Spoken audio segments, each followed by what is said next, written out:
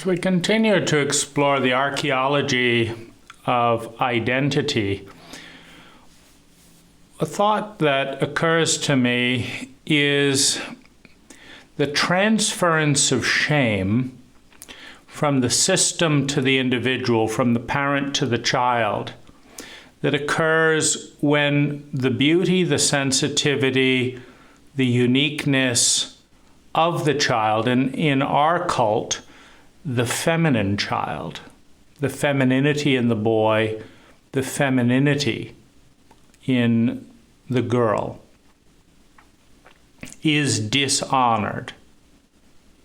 Now, dishonor stems from disrespect, and disrespect is the antithesis of respect. And respect comes from the Latin spect. Spect is to see. And to see, to respect, is to continually update one's sight. If you first see someone, you have the initial possibility of respect and of honor. If you update that sight and see again, you can then respond. Because you see again, you can make changes that are in attunement to another based on what you see. Now, every cult consists of obliterating large sections of the psyche, because in order to say this is who we are, you have to simultaneously say this is who we are not. When we say you are a man, you have to say you are not a woman. You are not an animal. You are not this. You are not this. You are not this. So identity, the pattern of thinking, feeling, speaking, doing, and being, consists of differentiating one thing from another, which is to create the wound. The ultimate wound is the separation between self and self, between self and the underlying ecology, between self and the divinity that is the underlying ecology. Because you have a mathematical field that creates, that generates, and that is in relationship with every other thing in existence. It's the ecology. And to sever the connection between the ecology and the individual is similar to severing the umbilical cord of an infant inside the wound. You can sever it mentally and create a mental wound, but you cannot actually sever it. Because while we're talking about being lonely and separate and isolated and cut off, we are breathing the shit of trees. We are breathing oxygen, which is the waste product of trees. And we could not survive without it. We are tethered to life. We are tethered to all that is inextricably on so many dimensional levels that it is the sheer luxury of interconnectivity that allows the illusion of the dissociated mind to speculate on the time borrowed from an ecological tether that is keeping us alive with food, with oxygen, with water, with light, with heat, with space, with time. You see, our ecology provides time, and we are within it. If the ecology ceases to produce time, we have no time left. The ecology provides space, and we are within it. If the universe disappears back into something less than the size of a pea, we vanish with the universe. The ecology provides oxygen. Without it, we die. The ecology provides food. Without it, we die. The ecology provides oxygen and water. Without it, we die. The ecology provides heat in two bandwidths, light and warmth. Without light, we die. Without warmth, we die. So we are being nurtured by the underlying ecology of all that is in 1,000 different ways from 1,000 different sources that provide us space and time and light and warmth and food and oxygen and water and salt and trace minerals and vitamins and opportunities in which to grow. We are inextricably connected, but within the cult framework, we threaten the impossible, to banish one from the divine realm, from the ecological equation.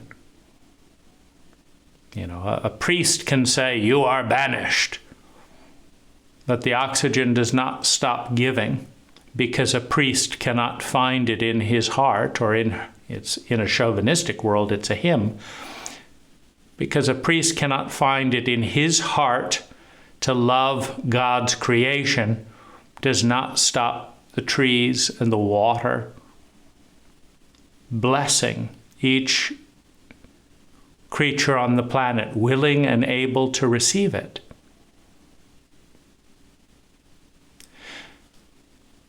In this way, the prison of separation, the prison of loneliness, is a cult brainwashing, a cult orchestration. Now, when the cult cannot see the sensitivity of a person, when the cult cannot see the femininity in a person, or can see it but cannot see through the lens of chauvinism the value of half of who a person is, then the cult does not attune and modulate itself in response to that person. The cult dominates. The cult violates. You can think of delicate energy patterns, like a flower forming as an energetic field. A chauvinistic cult has no respect and no honor to bestow upon such a field, and so may violate with dishonor through being blinded to the inability to see that which is beautiful within the moment, within the space. Now, when a child experiences violation towards their feminine side, be they female in the understanding and in the communication in 1,000 different ways, that in some way they are inferior because they are just a girl, is often the slogan, just a girl. I'm 46 years old in this cult, and I've heard that slogan at least 1,000 times from at least 1,000 sources. A movie here, a newspaper article, a book, a person, just a girl. Well, when a girl hears that, and when someone says that, when someone says, well, you're just a girl, there is a caricaturization of the divine feminine into something small and ugly that can be devalued for the purpose not of science but of maintaining the cult dogma. The cult dogma that says that you can take a whole, the entire universe, and you can divide the universe, at least mentally, in half. You can cut the universe in half. And half of the universe is yin, and half of the universe is yang, and half of the universe is feminine, and half of the universe is masculine. And half of the universe is black, and half of the universe is light, and half of the universe is down, and half of the universe is up, and half of the universe is in, and half of the universe is out. So you can create polarity, duality out of the one. Now, if the half is equal, and that is what all halves are, all polarity relies on two equal halves. There was one, and now there is two. Well, if you know what you're doing in the division of all that is, you get two equal halves.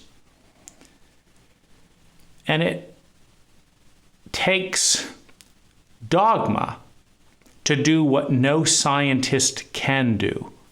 Explain to a child, to others, how one half is innately better than the other half, despite the evidence to the contrary, which begins with the fact that one half, in a mental delusionary separation, because all distinction exists within the paradigm of language, which gives rise to thought.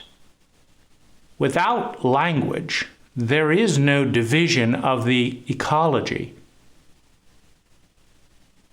Now, we can see the delusion of the division when you try and cut a body in half. Try and have an argument where you cut your body in half and then decide which half is more valuable than the other half. Well, you realize that neither half has much value, if you want to give it a try, without the other half. Try cutting the planet in half. Try cutting the temperature spectrum in half. Ecology works synergistically, and the synergy is lost, meaning this veins are sending blood to this side of the body and back, etc., and both sides of the body lose a tremendous amount of their potential, their possibility field, when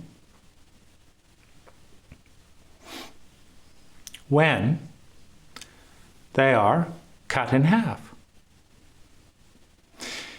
And it is therefore irrational to even have the conversation which half is better than the other half in objective terms, meaning, innately. Oh, certainly, you can cut an apple in half and say that the moldy side, the side with the moldy, is bad, and the side that is not yet moldy is good, but only in human terms. Because from the perspective of the forest floor, the moldy apple is superior from the perspective of providing nutrients to the surrounding plants. The apple that has broken down and started to release the nutrients is the real food. And what we would call a healthy apple is not yet ripe for the soil. It's too undeveloped. It's too raw. So it's a perspective thing, and cults are all about being obsessed with human beings. Now, if we look at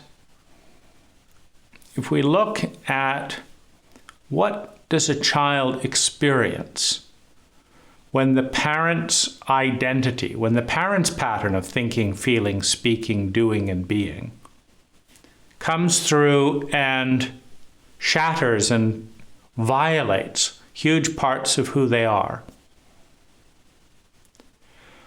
Now, in doing so, the parent shows disrespect and dishonor for the corresponding domains in their own psyche and in the child's. Now, you could, at 5 years old, look at your parents and say, "What have you done? You have just committed genocide within the psyche. You have just violated 2/3 of the probability field within the psyche. Your sociopathic numbness, your sociopathic cruelty, your lack of awareness, your diminishment, your chauvinism has just violated huge swaths of the psyche. You don't know what you're doing. You're hurting yourself, and you're hurting me, and you're hurting the cult. And you're so out of touch you don't realize that you're out of touch." A child could make this statement truthfully and be in touch with what was cut, what was trampled in the violation. But to do so challenges an authority figure with superior mass upon which one depends for survival, security, love, and belonging, self-esteem. To do so challenges a giant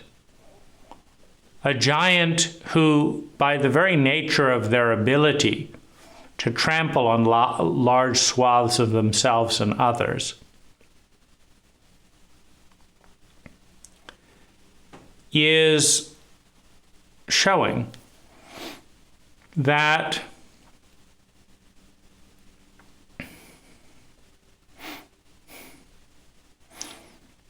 they lack competency. And incompetent people are often unable to acknowledge their incompetence and to measure it, and more insecure because they are incompetent. It's very traumatic for a child to acknowledge that their parents are unfair, cruel, sociopathic, unsophisticated, ignorant, barbarians to large regions of their own psyche and to the child's. Because to be punished, as almost all children are, to be punished for advocating for the beauty, truth, and goodness of the dishonored regions of the psyche, and to lose that battle, to advocate for something better, but have it stomped down due to superior mass, creates intense hatred, disgust, anger between the child and the authority figure upon which they depend to meet their human needs for the next X number of years. And so what a child who is hit, who is dishonored, usually does is turns away and looks down. In other words, they take on the shame of the parent. The shame of the parent is to feel some remorse for the sociopathic barbarism, for the profound cruelty of going numb in large parts of their own psyche and violating the psyche of their children in those domains. Sherilyn is and was incredibly cruel in these areas. But when you are cruel and sociopathic, when you lack the connection to know that you lack the connection, you can be mystified. I don't know what you're talking about. And that's the issue. I don't know what you're talking about. That's the basis of dishonor. You see, when you inject enough Novocaine into a cheek, you can bite through the cheek. You can create a 1-inch hole in the cheek. It doesn't mean anything because you don't feel the violation because you're too numb. You're numb that you're numb. And you're ignorant to the numbness because it's what you've always known. There's no contrast point if you shut down very young. So in this domain,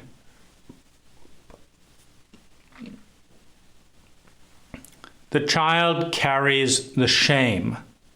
What the child does is says, okay, mom and dad, it's too controversial, it's too frightening, it's too traumatic to recognize that I'm being raised by sociopaths towards themselves and other people. And it also feels too helpless and too overwhelming to get that these things should not be happening. There's nothing noble about being chauvinistic and one-sided. I don't like this. So when that's happening, but it's too controversial,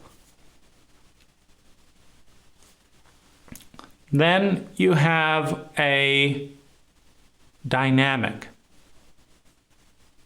where the child can't look the parent in the eye. Because if they did, it would be to communicate. Look at what you're doing. You are a barbarian. And you're more numb and less developed than I am. So you don't even see it. And then for a child to grasp that their parent does not understand this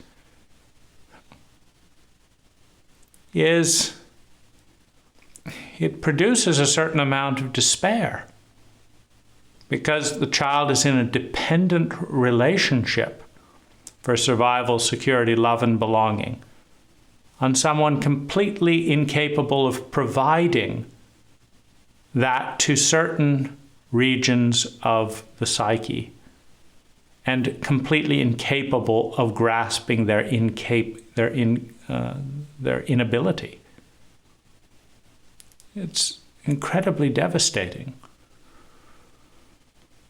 And so rather than communicate that, the child hides and looks away. And so you could say that in the embarrassment, in the shame, in the hesitant, in the shyness of the traumatized and the abused child lies the barbarity and cruelty of a sociopathic cult that is too numb to grasp the extent of its cruelty. And within that domain lie the hidden gifts, the greatest gifts that that child has to give. Because if the child can still feel sadness, remorse, a sense of the loss of what was violated, you know, advisors to the emperor, advisors to the king. In a chauvinistic world, it's male figures. Employees of a couple will back away rather than acknowledge that their employers are morons publicly. They'll pretend not to see the stupidity of the employer, which of course they can see. My employer is insane in this arena. This person is insane in this arena. This person is unregulated and profoundly destructive in this area. The king is a petty tyrant. It's the obvious conclusion. It's the definition of petty and the definition of tyrant, and it's right in front of you. And yet it is taboo within power structures for the secretary, for the page, for the courtier to acknowledge the obvious. You, sir, are a fucked up moron that is doing great harm to the country and really should not be king, queen, emperor, president in this domain. You lack the competency and it's doing great harm. You see, this brings chaos and the fear of instability to the cult power structure. But it happens all the time. And it's the advisor, the press secretary, the underwriter, the CPA, the minister that gets fired to cover for the incompetence of the one on top. And it is the shame that comes on to the child and the infant, etc., to cover for the incompetence of the parent. So in the shyness, in the looking away, in the looking down, you could say there is a god or a goddess residing in that individual that the cult lacks the sophistication and intelligence to respect, to look and look again, and thus honor, to attune to. And rather than acknowledge the inadequacy of the cult, the individual agrees to hold the deficit in sophistication, the deficit in honor and intelligence as their own, so as to protect a fragile cult from falling down, so as to protect a fragile ego in a parent from grasping the true horror of their incompetence. Because the parent can't deal with the truth. The parent cannot grasp the horror of their impact and the horror of the impact of the cult on them and their incompetency to do much about it and still keep the rest of the child alive. It's too traumatic to grasp the full impact. So this is a terrifying, overwhelming thing that many parents run from. And one of the reasons that children one of the reasons that I look down and away is because a child and an adolescent in a parent's role, in a teacher's role, in a client's role, in a government's role, are likely to run away in the narcissistic self-centeredness of, oh, what have I done? How could I do this? Rather than become an adult and clean up their act. A child and an adolescent cannot respond creatively, responsibly, powerfully to the deficits that they replicate and pass on to their children as bearers of cult protocol. And so, since they cannot deal with it, the child deals with it, so that the parent will not abandon them. You even have children lying. Oh, you're a wonderful father. Thank you for this. Thank you for that. Da, da, da. Because without those lies, the father can't work as hard as he does to fail day after day after day at being a terrific parent relative to what is possible, relative to what every child deserves, and few, if any, children actually receive. We all deserve so much better. And we all receive far less than we deserve, not because we deserve less, but because we are too incompetent to create it for ourselves and others.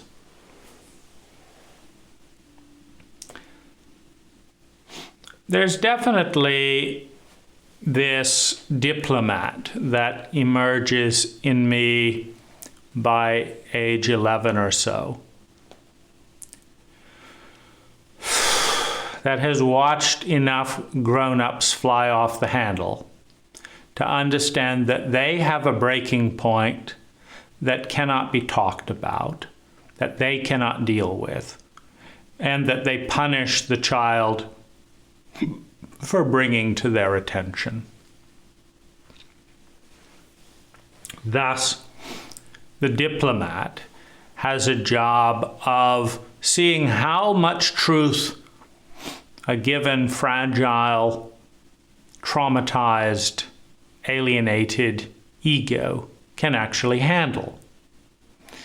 And we have the pleaser, we have the patronizer. Now, around the similar time, we have a couple of other things. One of the faces is the tormentor. So, in earlier episodes, I talked about the torment that Michael would string along.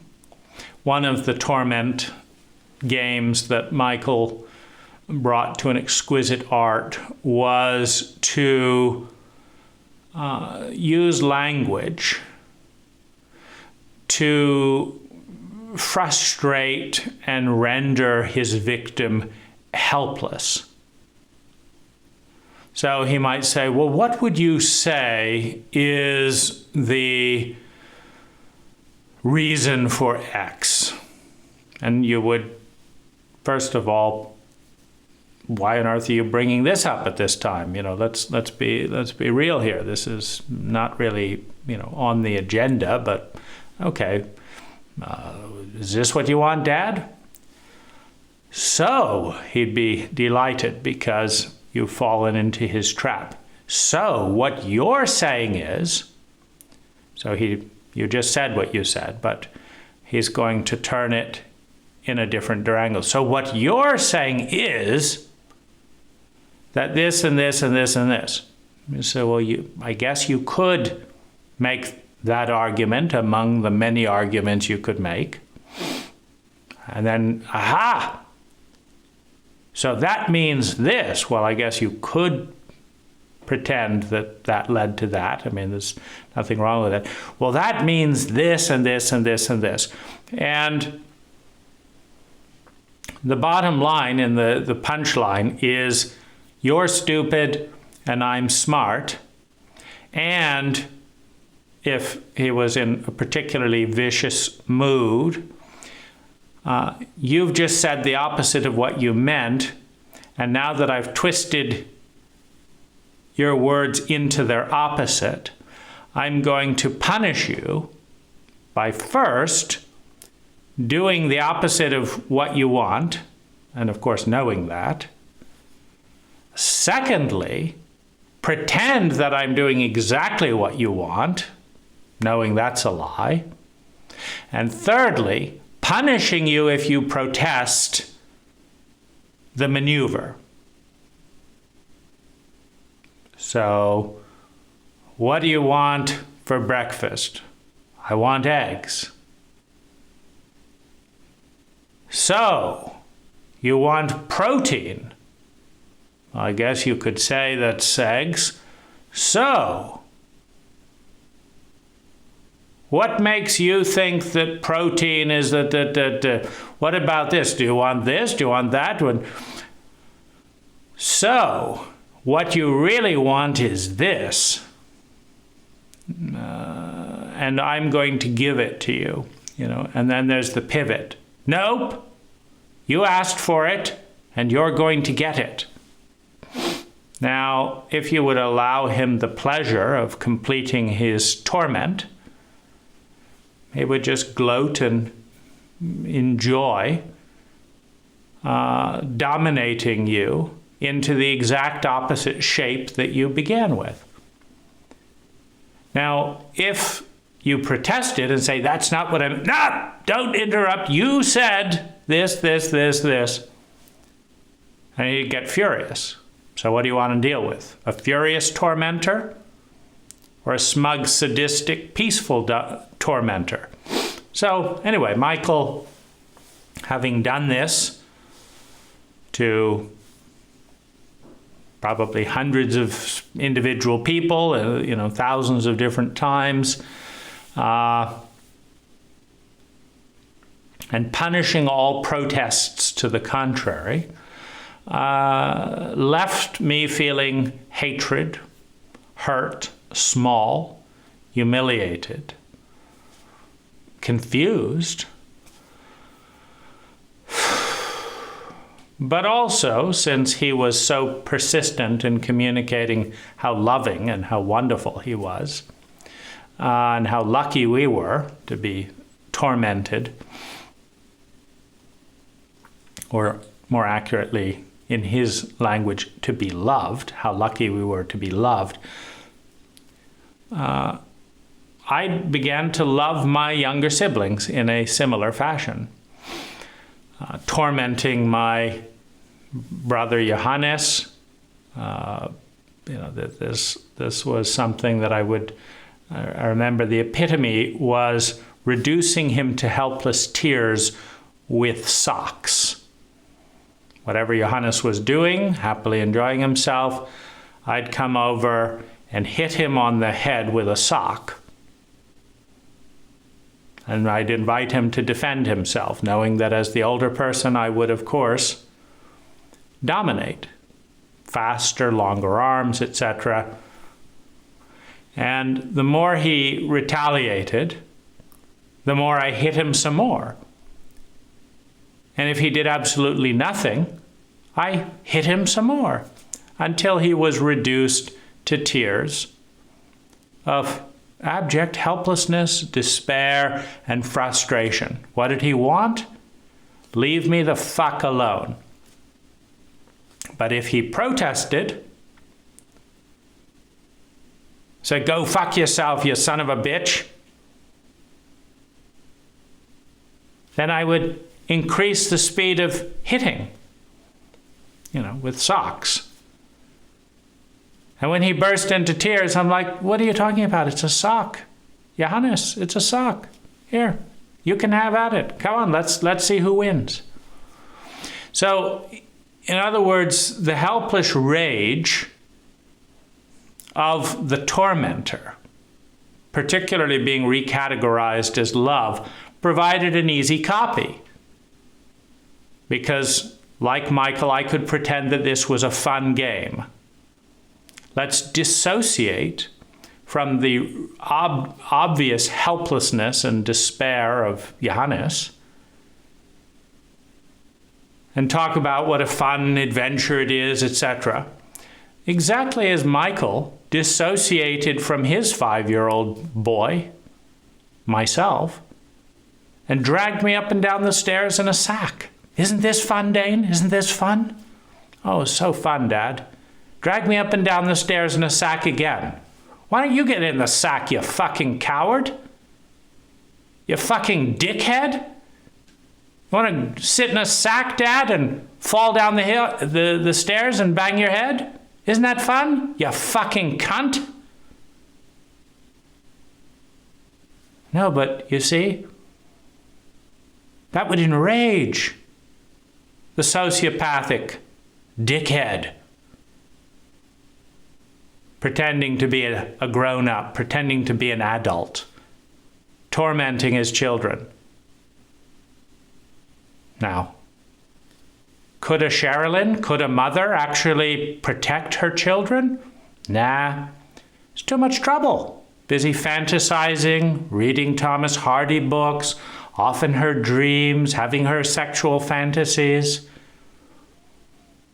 Defend children? No. Let's collude to excruciate and draw out the abandonment. Sherilyn never came to my rescue, if anything, calling Michael to increase the punishment.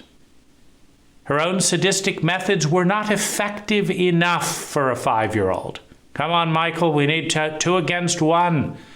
Surely we can break this kid's spirit and call it alternative nirvana, whatever, it is. We're doing all this for our children. What needs to happen?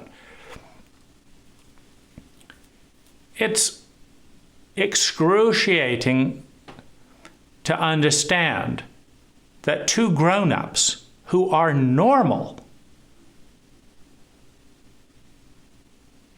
nothing went on in the Colby household, as far as I can tell, that is above average in brutality overall to the typical American household. I don't see it. The rates of incest, the rates of addiction, the rates of lies, the rates of emotional incest, dependency, the raging, the shaming, it's rampant. Now, some people beat the wife,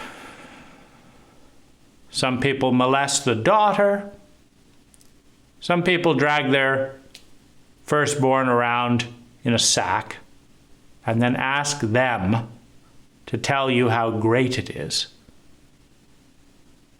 because you feel guilty with, why am I getting such a thrill out of terrorizing a 5-year-old? Why does that somehow elicit deep feelings of meaning and familiarity?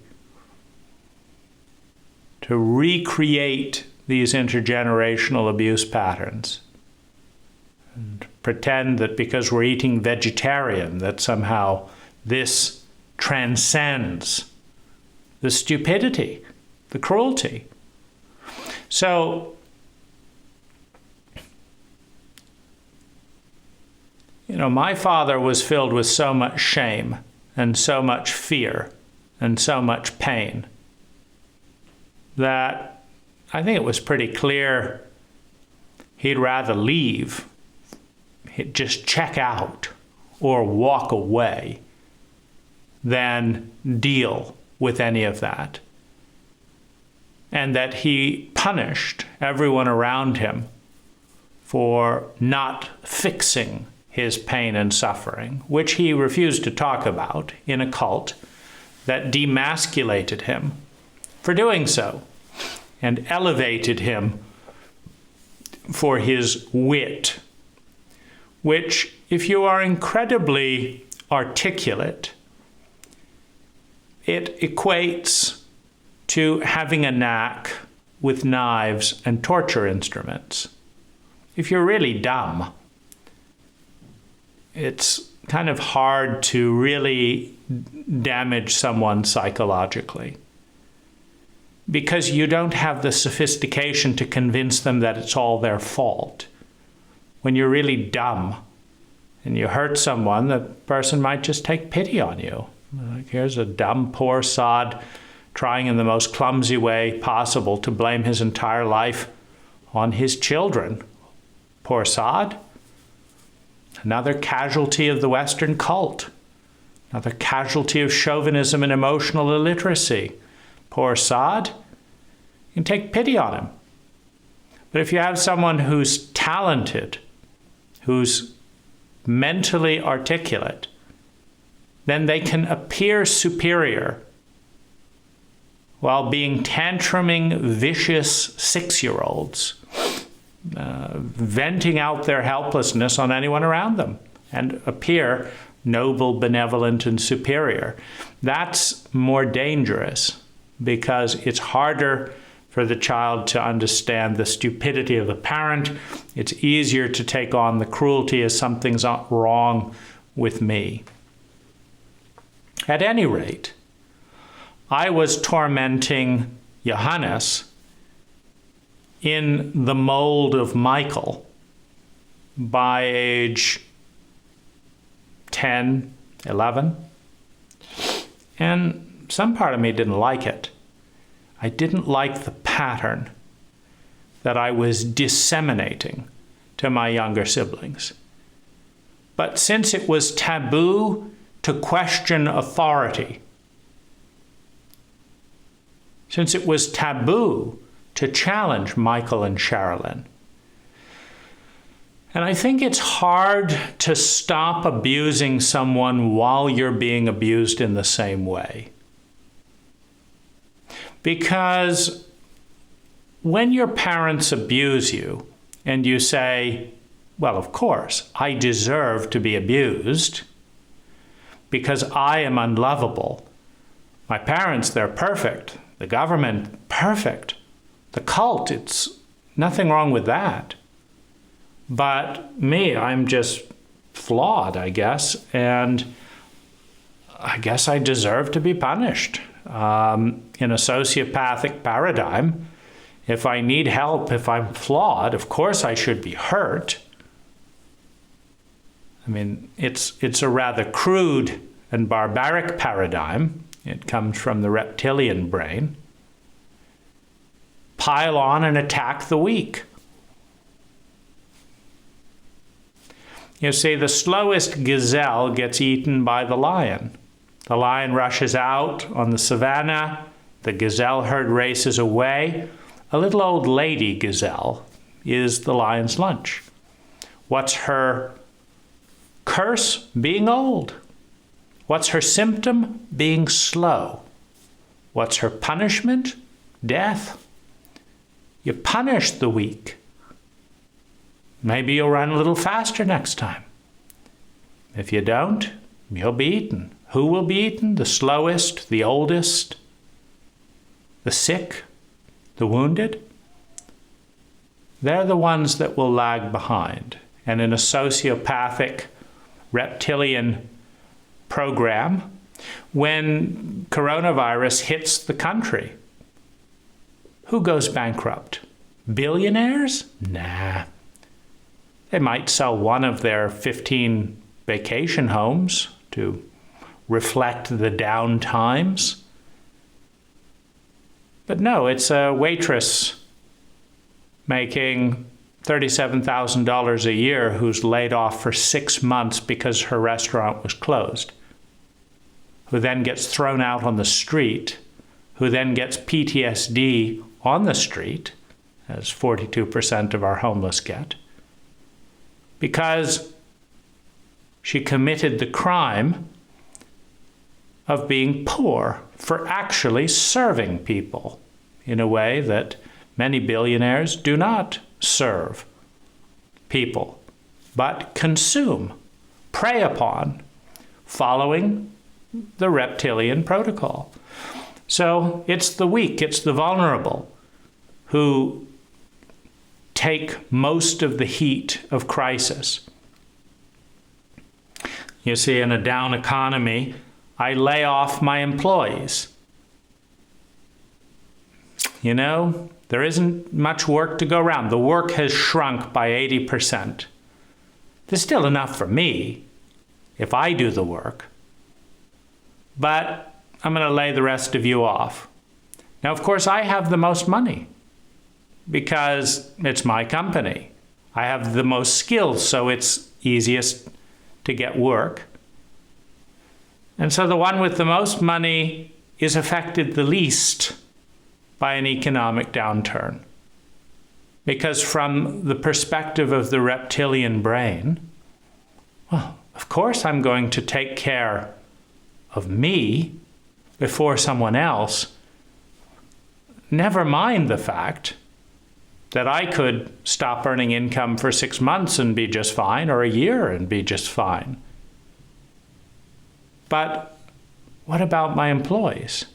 How many days can they go without being paid before they're evicted and start getting massive credit card overage fees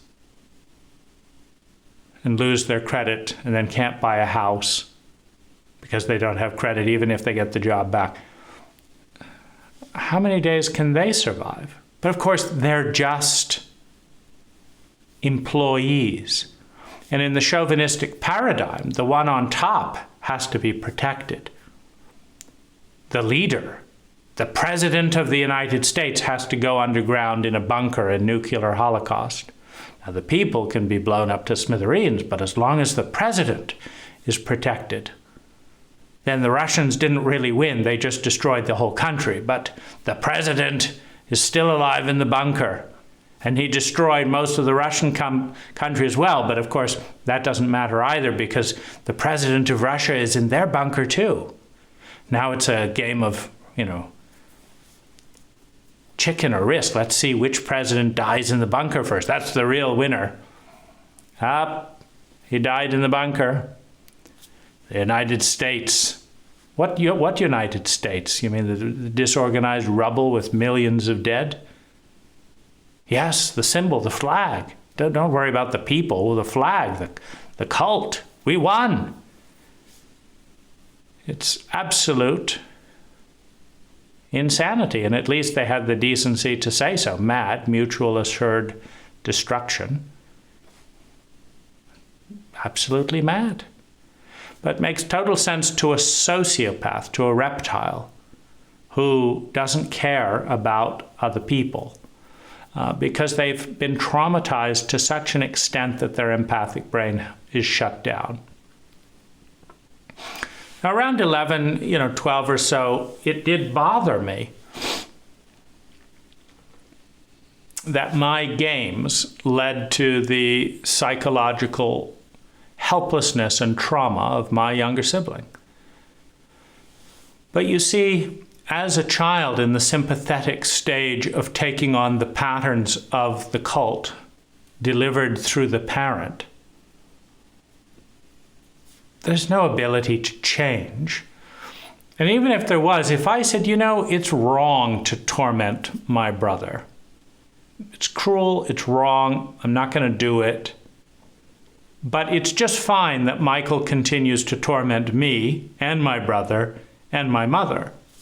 No problem with that, because Michael is God, and we've already read all about the Old Testament God and his torment of children and all the various qualifications for getting into his gang. So what do you do with this? And I didn't really know how, so I withdrew.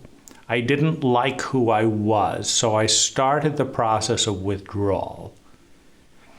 as the best thing. I didn't enjoy what the family brought out in me. But there was no cult education on how to change identity. Oh, there was plenty of hypocrisy. Love thy neighbor, do this, that, and the other, as long as it didn't actually happen. How many Americans drive to church each Sunday past the homeless so they can get to church on time and listen about helping the poor and help the meek, and then drive right back again past the homeless, and are so busy going to listen to the lectures about helping the poor and the weak and blah, blah, blah, that they have absolutely no time to treat those most vulnerable in their community as human beings with real needs. So around the same thing, around the same time, I got tired of Michael's little hit and run games with words and language. We got tired of them. It's perfectly obvious. I'd watch him torment Sherilyn endlessly. And so you knew where it was going. He got you. You're an idiot. And now because he got you, he has the right to torment you for a certain period of time. Well, these traps weren't all that sophisticated. If you just look at, where he's going to go, if you understand from the get-go that Michael is not interested in information, he's interested in an effective path of torment. Once you grasp that, then when he asks a question and you understand the protocol, all you have to do is say, what would be the most effective way for Michael to torment me through this line of questioning? Let's see. He could do it like this, but he wouldn't torment you quite as effectively that way, and he's good at this, so he's not going to go that way. If he's doing it this way, then that could lead to here, then that could lead to here, and then he would have absolute heaven for Michael, sheer torment and helplessness for his victim. However, in order to get from here to here to here, he's going to have to clinch it here. So he's moving it towards there. Now, how do we bypass that trap without setting oneself up to be hit? How do you bypass the torture cell? So I got good at recognizing the hole he had prepared to fall in and walking around it and not going in the hole. Well, this meant I wasn't any fun. I mean, it wasn't as if he was trying to love his children. He was trying to torment his children. And since Sherilyn did not have the skill to avoid the hole, and since other people would fall in his hole, well, he just didn't have as much to do with me because it as fun to relate to me if he couldn't torment me. And so that was kind of the deal. You lose a relationship with Michael if you bypass a certain amount of his cruelty, because he's using the people close to him in order to vent his frustration, his fear, his rage, and his need for revenge at being left in this state by a sociopathic and chauvinistic, emotionally and traumatically illiterate cult. He was born into a cult that scared the shit out of him, that traumatized him, that lied to him, that hurt him, and then left him to deal with that without the skills to do so. And he couldn't deal with it. he failed to fix the problems handed to him by his cult. Now, this hurt him tremendously. And unable to get out of that hurt, in constant pain and fear of that pain, the only thing he could do was bring other people somewhat into his conundrum, into his hell, and watch them try and wrestle and suffer, because he'd put tar on them. And the more they'd try and flail around, the more they'd get stuck exactly where he was stuck. And then he would feel like he was not as alone. And he would also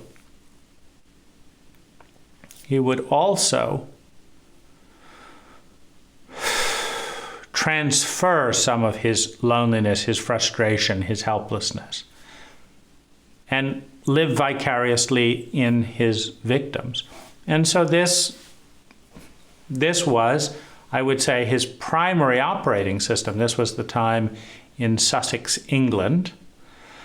And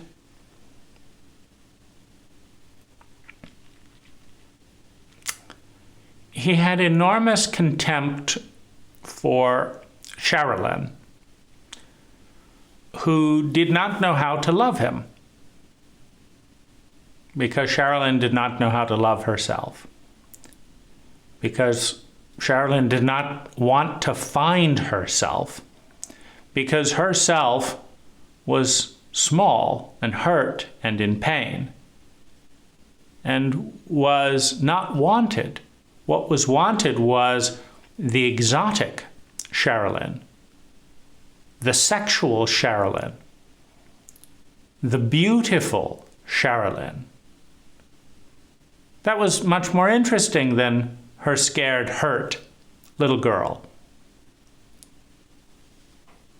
And yet there is a certain cruelty in turning a human being into a sex object. A cruelty that was amply directed at Sherilyn. I think Michael really needed an empathic, nurturing mother figure. But the woman he chose for his wife was dissociative, both mentally and emotionally, and could not love the scared, traumatized little boy that he was. And he felt hurt and abandoned and punished her by making her look stupid, which is easy to do when someone is dissociative mentally and emotionally, because Sherilyn's strategy was to dissociate from her own feelings and the thoughts that elicited them by not being present in her body and being in a fantasy. Well, that strategy numbs pain and trauma very effectively and protects against deep felt experience. But it also makes you functionally crazy. So whether it was not balancing checkbooks, whether it was forgetting things, whether it was pretending to listen and not being there, in 100 little ways, Sherilyn was off because she wasn't present. And so Michael picked on that as the approach to diminish her. And the fact that she was not there protecting the children and was not there emotionally bonding and mentally bonding with the children made her vulnerable from my perspective, because one wants a mother that protects you, that communicates value. which has to be a mother that takes the time to see, loving enough to care, caring enough to take time, taking enough time to see, seeing enough to understand, understanding enough to empathize. The beginnings of adult love are things that Sherilyn is and was incredibly weak at. So every child feels a certain amount of unlovability when their mother cannot love them. And in that unlovability feels hatred, self-hatred. And in that self-hatred feels hatred towards the one that around which one associates not liking oneself. In other words, if you want to have your spouse love you, passionately love you, it's very simple. You have to bring out in your spouse, when they're around you, the things in themselves that they love about themselves. If someone loves their humor and you give them the space to be funny when you're around them, they will love themselves when they're around you. And they will project that into loving you. If every time you're around someone you hate yourself, you will hate the person that brings out the part in you that you cannot love. That's just the way psychology works. The fact that Sherilyn did not bring out parts in me that I loved in myself, and did bring out parts in me that I feared, didn't like, didn't enjoy, left me vulnerable to feeling contempt. But there's always a desire when you have an insecure emotional attachment with both parents to find some thread of belonging, some thread of attachment. And because Michael was upset and hurt around not being loved in his fear and in his pain by a dissociative partner, he wanted revenge, which he took upon Sherilyn by making her look small, by making her look stupid, by pointing out her stupidity to the children, and enlisting the children in as his audience. And this vented his frustration. And so, partly as a way to bond to an emotionally unavailable father, and also because I could understand the basis of his contempt, because in Western culture, we elevate the mind. So you're ranked based on mental acuity. Well, Michael was superior in mental acuity to Sherilyn. And I was also superior to Sherilyn in mental acuity and in presence.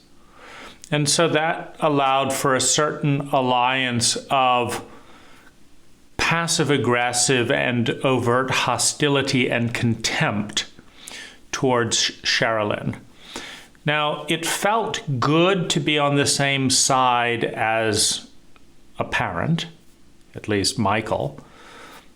It felt good to feel superior as an antidote to frustration, helplessness from unresolved trauma. It felt good to bypass Michael's hostility towards me by directing that towards Sherilyn. And so one of the personas that evolved, was a shared contempt, a shared superiority with the father against the mother. And some sense of importance, so going into adolescence. Now, over the next year or so, that stopped feeling good. Meaning feeling superior at someone else's expense didn't feel me. It was not me. It was a coping mechanism to have some sense of medicine for smallness and also make dad feel better. It was some loyalty to dad.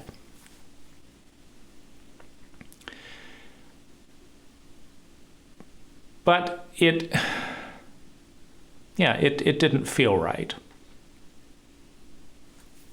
Now, around this time, Michael and Sherilyn had been interested in metaphysics in various forms. So there was this channel called Louis, who was kind of hanging around Hoathly Hill, and his partner. And Louis was a really warm and friendly person. I liked him. We had jokes. He had a pleasant voice, etc. But, Michael and Sherilyn would do channeling, I think it was, or psychic work with Louis. And then my friend David Brittain also did some of that.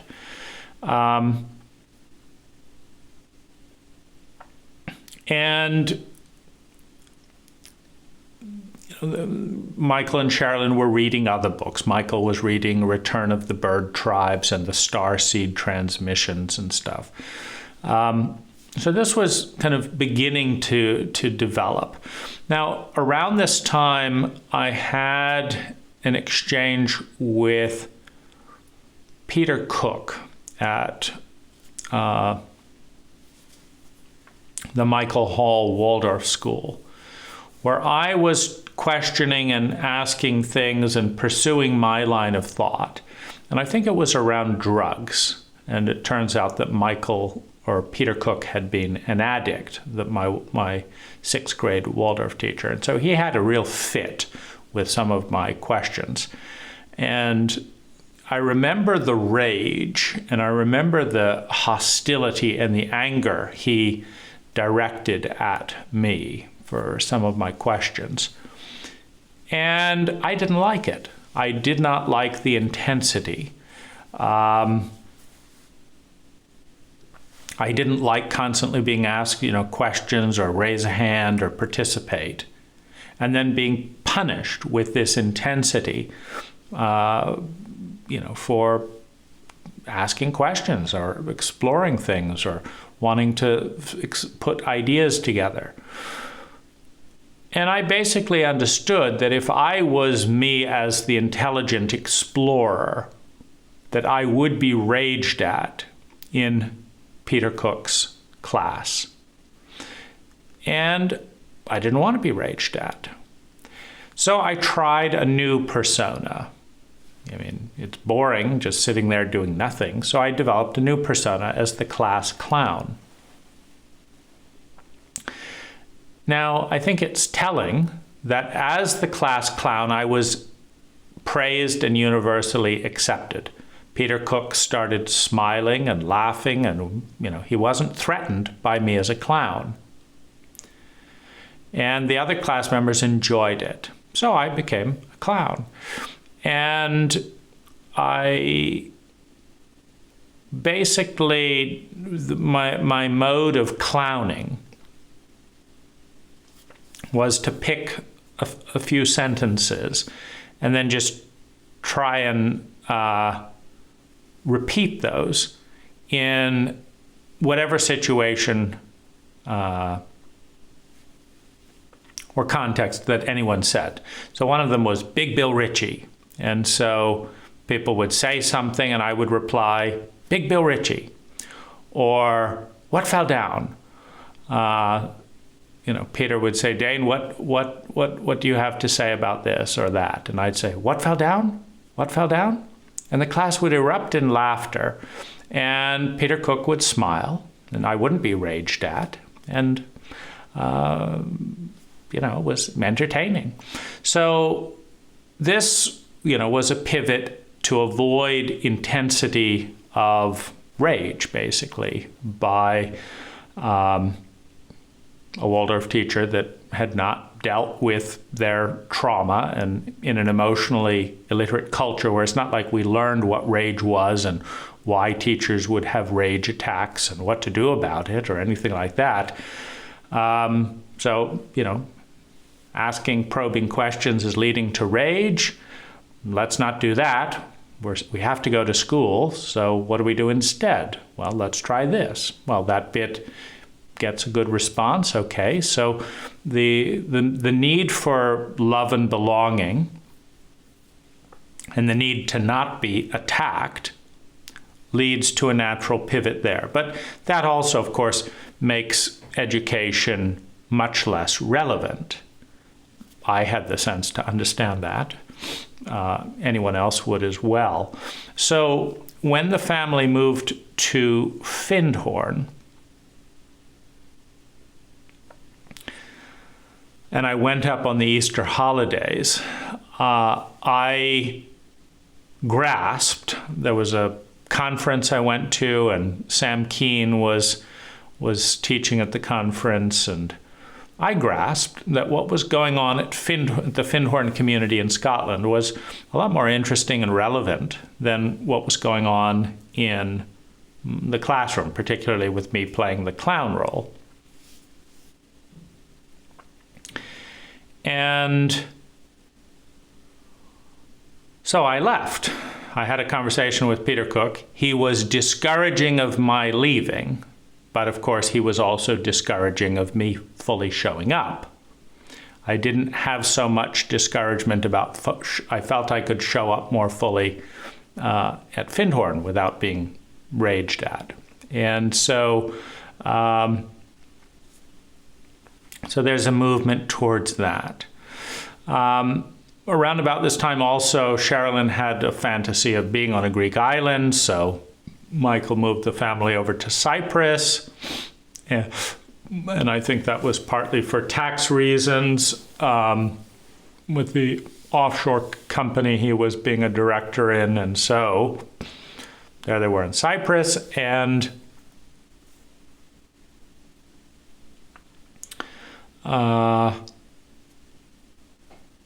the house was like 45 minutes away from school. I didn't really connect with the school kids. It was a different culture. The family had moved around. It was somewhat dissociative and difficult to form friendships because there was no template. Sherilyn didn't have any friends. Michael more had people he impressed. I don't think many people really cared about him, certainly not enough to discuss the most relevant thing about him, his rage, his hurt, his pain, his fear. That's friendship. Michael, I think, was more in entertainment and felt ashamed of his pain and fear and all that. So anyway, there was that dynamic. And in Cyprus, it was the first time I became dissociative because it was so hot I didn't want to go outside the house. There was nothing to do other than play with, my siblings. And while in Cyprus, I developed an intimate relationship with a bird that had fallen out of the nest. And I raised the bird, and the bird would sit on my shoulder and fly out and come back. And so there was a close bond with the bird in a similar way that there had been a close bond with my cat, which had been left behind in upper state New York with the move to England.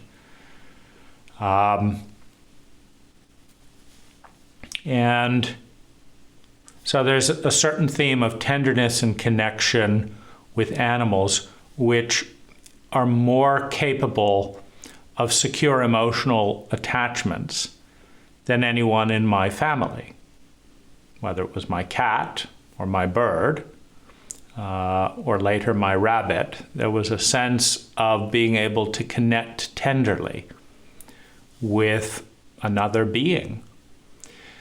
And I would say in all cases, this was kind of tolerated up to a point. The cat was abandoned in New York, despite promises to the contrary, as were a number of my things, because my parents wanted to go to England, and that was the way to kind of bribe me into, promising that this and that would be done. And then when it came down to it, what about this, what about that? It doesn't matter, we're going. And so, a breaking of that promise, a breaking of that relationship with things, that led to a distrust of Michael and Sherilyn around agreements. So the continual breaking of promises just through sheer laziness. Let's promise something to get cooperation as a bribe. And then when it comes to keep the promise, come on, you still remembered that we said that. And so there's this lament, on Michael and Sherilyn's part that they actually have to do what they said they did. And maybe we didn't say that and stuff. So there was a development of a persona to get it in writing. And so, during the time in England when Michael and Sherilyn asked me to share my room with, I think it was Alexander, who was born, I secured in writing a payment. So this was my first contract. And it was a contract to buy 10 feet of land in the English garden. So, and then once we staked out the land, I then moved a coal bunker onto the land, securing help in the Hoathley Hill community. We dismantled a coal bunker that wasn't wanted somewhere else, and we reassembled it.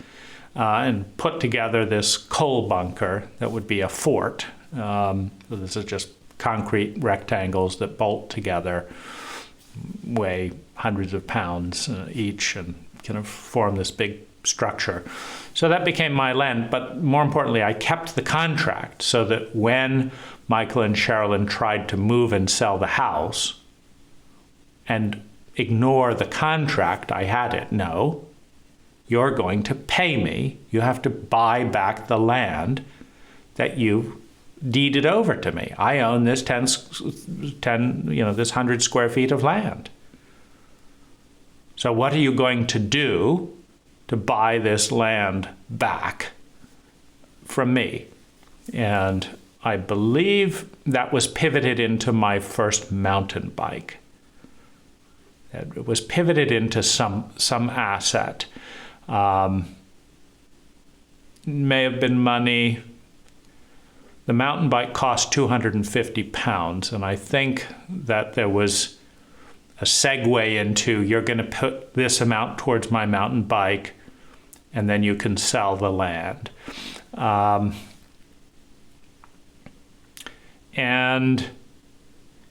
that was my first success in enforcing a contract by a Weasley client,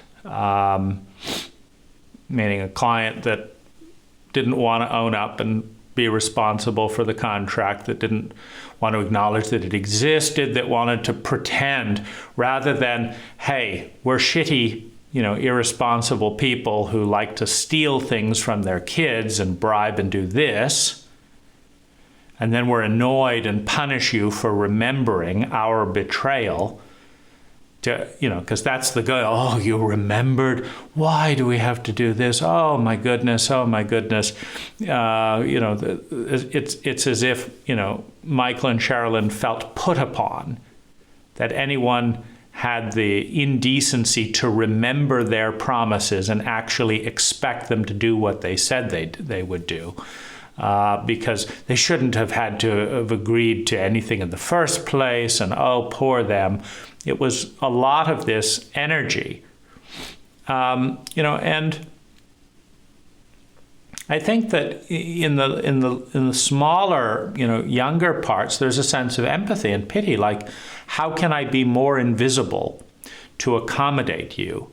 You poor parents who have had these children ruin your life to hear you talk about it. I mean, first you ruined each other's life. Your mother's ruining my life. Your father's ruining your life. And of course, it's our father and our mother that's ruining their life. It's not their wife and their husband. It's, it's like, you've got to help me. Your mother is doing this. Gee, Dad, I thought you chose her as your wife. It's like, oh my goodness. So there was a lot of that type of, martyrhood and blame, trying to shift basically responsibility. And this is what children and adolescents do emotionally. When you are an emotional child or adolescent, you look for someone to blame because you cannot take authority and responsibility because you're not an adult. That would take intelligence and competency. So after doing this and realizing that, the end game of offering sympathy and empathy and placating and trying to accommodate all of these things was basically not to exist, not to have agreements honored, to be used, to be lied to be betrayed, and then to be asked to pretend that it never happened, and then to be asked to not have feelings about the fact that it did happen. So there's a burial process. First, you're invisible enough that we're going to lie to you. Then we're not going to keep the agreement, the promise. Then we're going to lie and pretend that the promise was never made. Then when you have feelings that reveal the betrayal, we're going to pretend that those don't exist. And if you persist in being authentic and saying, hey, here is reality, then we're going to be long-suffering martyrs. Oh, we're burdened by, oh my goodness, we have to pay back our loans. We have to do what we said. Why is it so hard? And so we have this kind of layer of, could you just not exist and be used expediently and then pretend like nothing happened? And, understanding that this was basically the program. It's not like there was any great reward or thank you so much for putting up with us as immature, untrained, sociopathic parents. We're the victims. After all of that round of, it's like be used, buried, lied to, this, that, and the other, and then you can be punished for that by spinning into our version of reality in which it's all your fault, the children, that we have problems. Because it's your mother who's ruining my life, and it's your father who's ruining my life, and look at what all the things we're doing for you. So it just with narcissistic children and adolescents for parents, it's an endless pit. And so it took a certain steeling. It took there's the sympathy and the empathy and the trying to accommodate and trying to be as invisible as possible, which meant pretending that we weren't betrayed. And then that's what they would believe. Yeah, you haven't been betrayed, so you should be grateful to us. Why aren't you appreciative of this and this and this? And it's like, I see. So I'm supposed to pretend that you didn't lie to me so that you can feel good about yourself, so that you can blame your problems on us and pretend that you're not the cause of them, and then be punished for going along with your delusions. So that it got too conspiratorial. It was a conspiracy to murder the felt emotional truth of the child, by denying it and burying it, both at what caused it and its basis for existence, for the narcissistic needs of the parent. And at a certain point in that, it no longer made sense to cooperate with the abuser. And the writing of the contract, etc., and actually enforcing it felt empowering. Like, you actually did something you promised you would do. And you looked like the shit, because you still tried to get out of it, of course. But you actually had to read what you'd signed. And, okay, we'll do this. It's not like, great, thanks for keeping the contract. We're too irresponsible as your parents to track our own agreements. You've got it. Great, good on you. Here it is. Thank you so much for cooperating. You know, it was more like, okay, if you absolutely can find the paper and did we really have to do this? Okay. You know, and so, but still, there's like, oh, if I can get it in writing. So there's that type of, you know, dynamic, and there's both a guilt and a fear and a sadness that you have to enforce contracts with your parents. Sadness at realizing that they're not trustworthy unless it's in writing. Guilt about bringing to light, you know, the embarrassment, kind of bringing it to light that you guys aren't incredibly responsible. You need this amount of help to keep your word. And then there's also a sense of power. I guess I found the way to matter and not be punished for it, which is to get it in writing. This is kind of the beginning of the nucleus of what I would call the transaction and transaction analysis persona. I don't need to like you. I don't need you to like me. You don't have to pretend to like me. I don't have to pretend to like you. You want things from me, and I will consider them. And I need and want things from you as a dependent in this house. And so we'll have a transaction. We'll analyze the transaction. And if it feels like a decent deal, we'll negotiate the points, and then we'll do that. So this is not an authentic persona. This is an adaptive persona. The adaptive persona is much more gentle, much more empathic, much more feminine, much more honoring and honorable. But there's also, around this time, a certain amount of praise and attention that I got for this transaction business persona. I remember when I bought a television for 5 cents at the jumble sale in West Hoathly in England. And I brought it back in a barrow, and then I sold it for £5, or around $5. And there was comment around, you know, this 5,000% profit, 5 cents to $5 in a few days.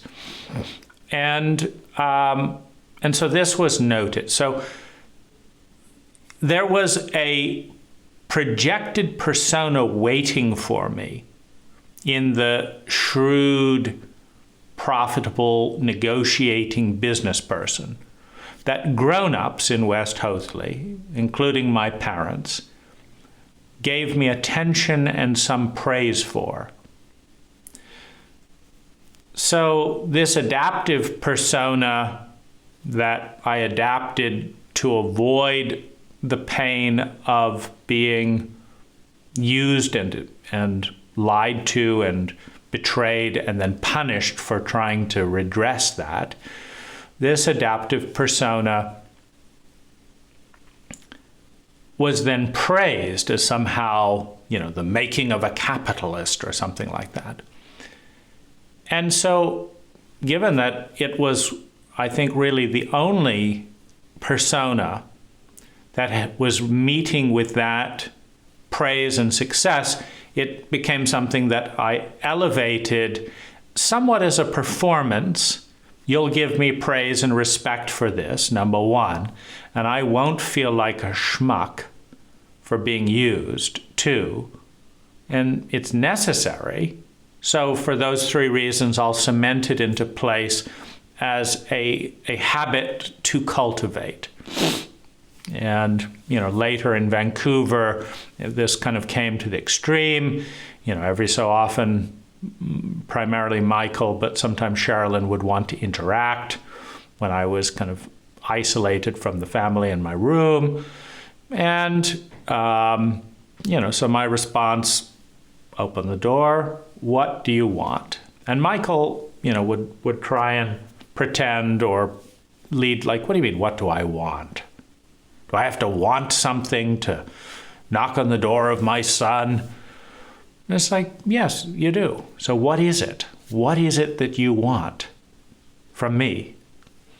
And Michael would say, well, I'd like to feel like we have some communication. So you want a conversation with me? What about? Why do you want that conversation? And what about? Well, I just want to feel this and this, that Michael wanted it to feel normal. And he wanted to engage me because when I pulled out of the relationship, it was because I was too triggered by all the machinations and power plays, that Michael was capable of at the time. And I didn't want to constantly have my strings pulled and messed with. And so I realized I needed to create a poker face, and mask emotion, which is where the numbing persona, the persona with a lack of affect, which is, I would say, 30% present here.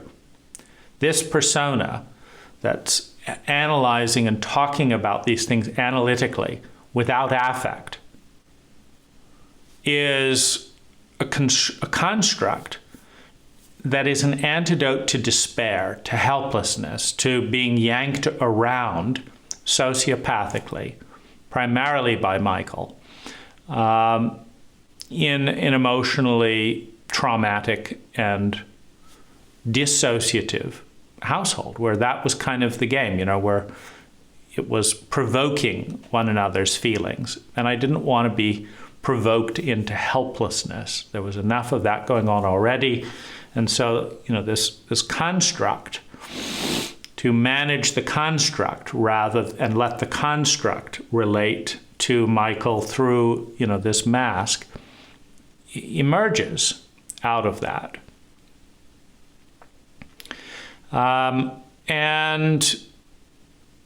that made, because Michael's trick with kind of lasering people was to engage their feelings, to invite their feelings out and then attack them, twist them, reframe them, upset them. So since he was pretty good at that, the only effective antidote was not to move out emotionally, which meant that either there was no relationship or he had to move out emotionally. And the vast majority of the time, he chose not to move out emotionally, so there was just no relationship.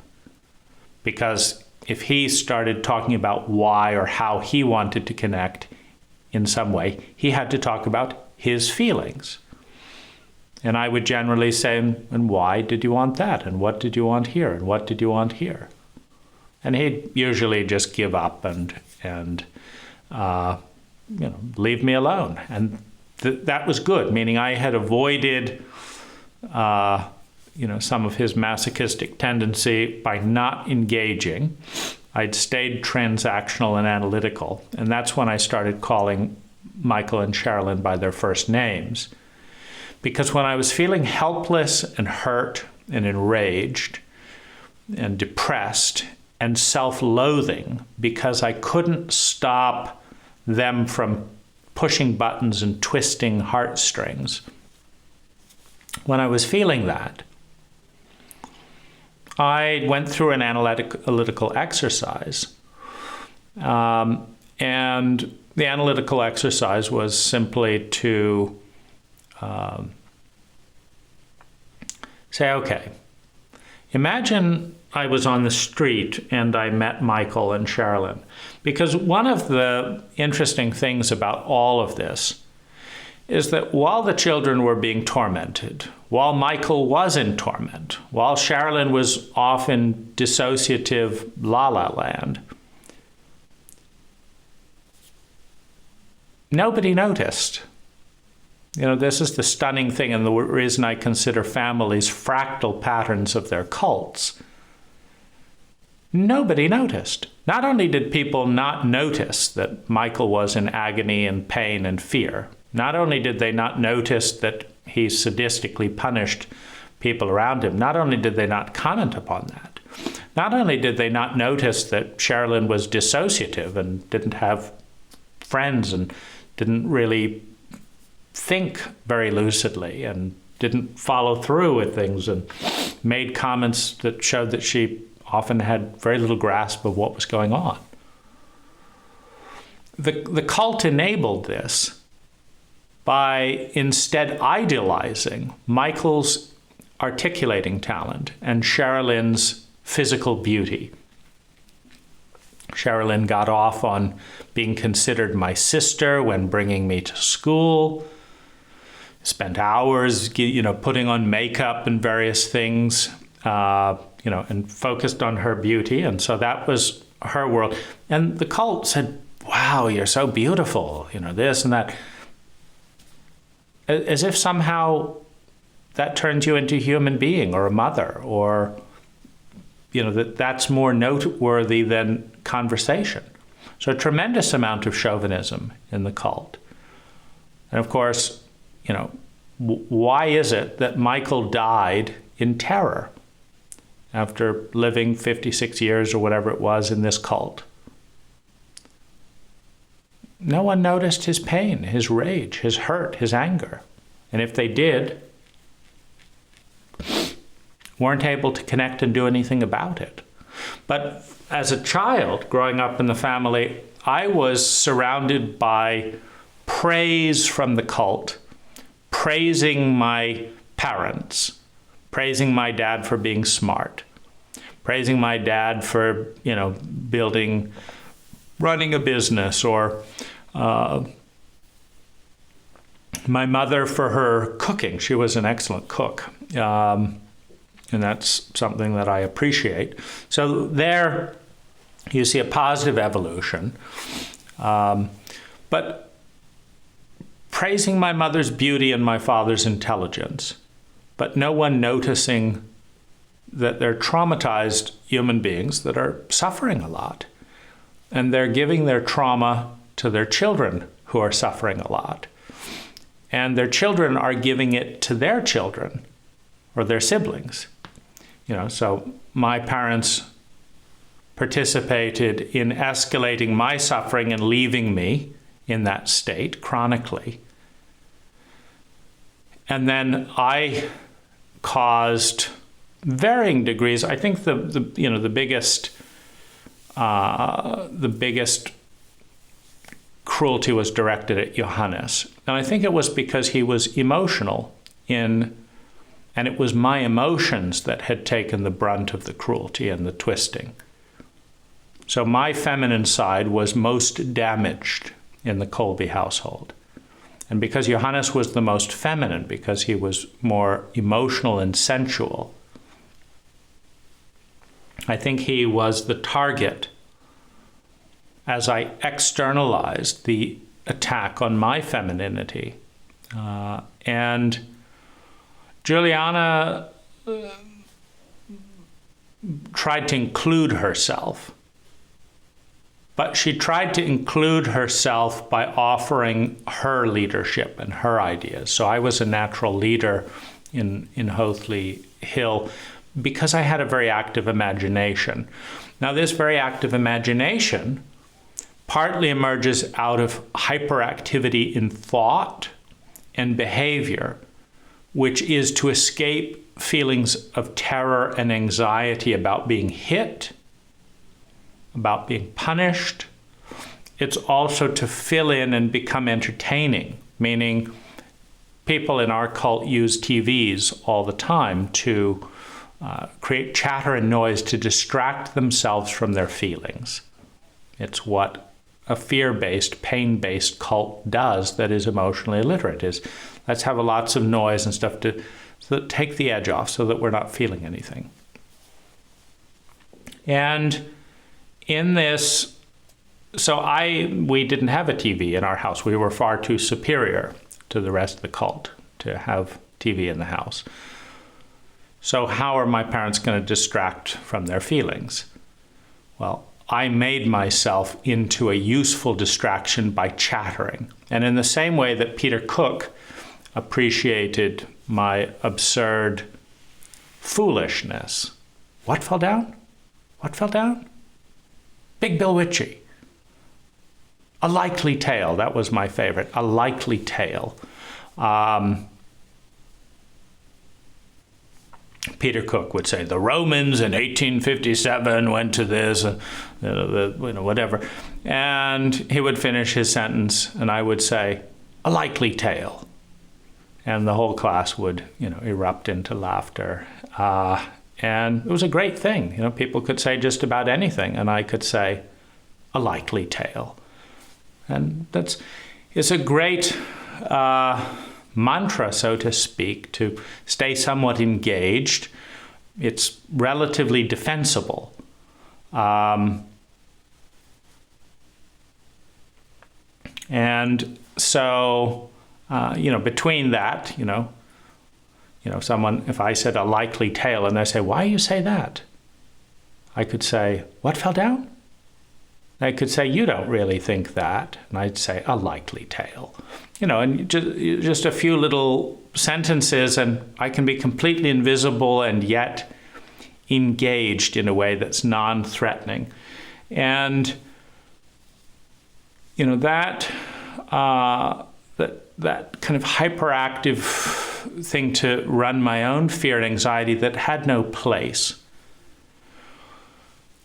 Because the biggest taboo, I think, in the Colby household was not to have meaningful, intense feelings and talk about them vulnerably. I would say that would be breaking the family law. So then what do you do with all these feelings? They have to be run and transferred. So I could transfer some of my fear and hostility to Johannes. I felt tremendous frustration as Juliana would come into the groups at Hoathly Hill, and I would say, let's do this, and the rest of the group would say, yeah. And then Juliana would say, no, let's do this. And then I'd say, fine, Juliana, go do that. But she'd say, no. She'd try and she'd cut my group in half. So, effectively, she wanted to engage, but as a rival, like whatever I wanted to do, she said she wanted to come. And that's neither here nor there. But as soon as she's there, then she wants her ideas to be the ideas. So there became kind of this regular ritual where I'd go and find, the Brio and Coleman kids, sort of this group and this group. So there might be 5, 6, 7 kids. And just because of the hyperactivity of my mind and the fact that I was exposed to more environments, having in New York State, I built forts, invented various games, climbed trees. So there were a lot of things that I was, just in the wild exposed to. And I had been somewhat of a leader in those groups, partly as an outcast, but just partly let's see what happens here and here and here.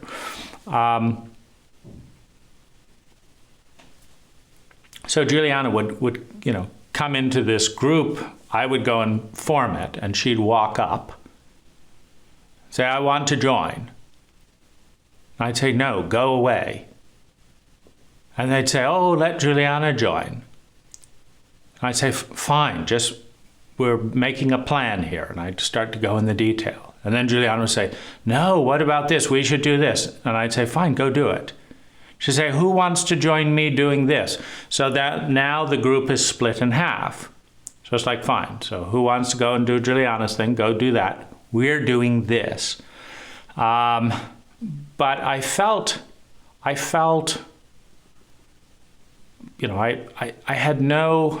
had no way of doing anything with that,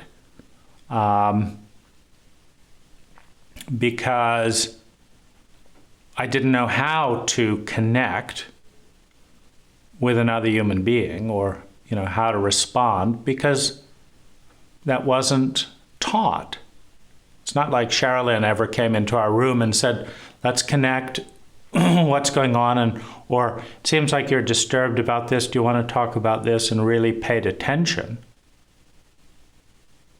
And it's not that Michael, did that for the gratification of the child.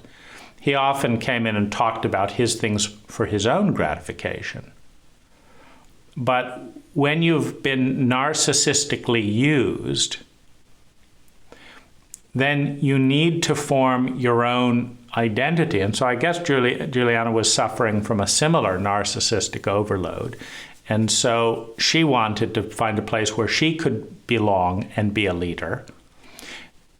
And I wanted to find a place where I could exist and be a leader outside of the family system where that couldn't happen. And, and so there was a competing need. But I found it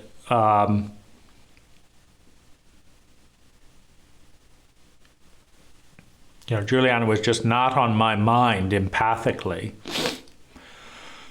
but she became a source of frustration and impatience that,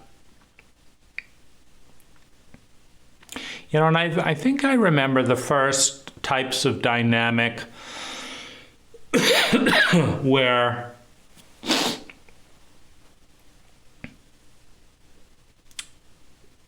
this dynamic emerged, which is a continual pattern, to the present day, which is, I'd say, who has some ideas, or who wants to do this? And there'd be kind of mumbling and grumbling, and nothing comes forth. And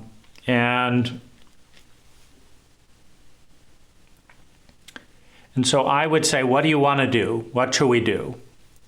And there's nothing. And then I would say, "Okay, let's do this to fill the void." But as soon as I say, "Let's do this," now there's something to rebel against. So the direct invitation, "What do you want?" "I don't know." "What do you want to talk about?" "I don't know." "What do you want to do?" "I don't know." "Okay, let's talk about this. Let's do this. Let's make this happen." "Oh, but what about this and this and this?" "Okay, so what do you want to do?" No, we'll go along with that." "Okay, let's do it." "But what about this?" And so there's this sense like, we're not going to fill the void and lead, but as soon as you do, we'll find something to object about it. And that is a maddening, a maddening frustration. And I don't have a lucid enough memory to understand, But my impression is that Juliana developed her ideas as antitheses to my ideas. It wasn't like she went around and found people and said, hey, who'd like to do this? But more that she would join and then try to deviate. And that's, I deeply resented that. But what could I do? The other kids liked Juliana. She also had a lot of creativity and ideas. I always felt a little bit hurt when, people who I'd hoped would be in my group would leave to go and be in Juliana's group. If Juliana was unsuccessful at breaking the group in half and taking some of them off to do her thing, then she would tag along as a saboteur, like, see, this wouldn't work. I knew that wasn't going to work. We shouldn't do this. This is boring. Why don't we do my thing? And so that was because she wouldn't leave, but she wouldn't embrace anything that I wanted to do for the most part. And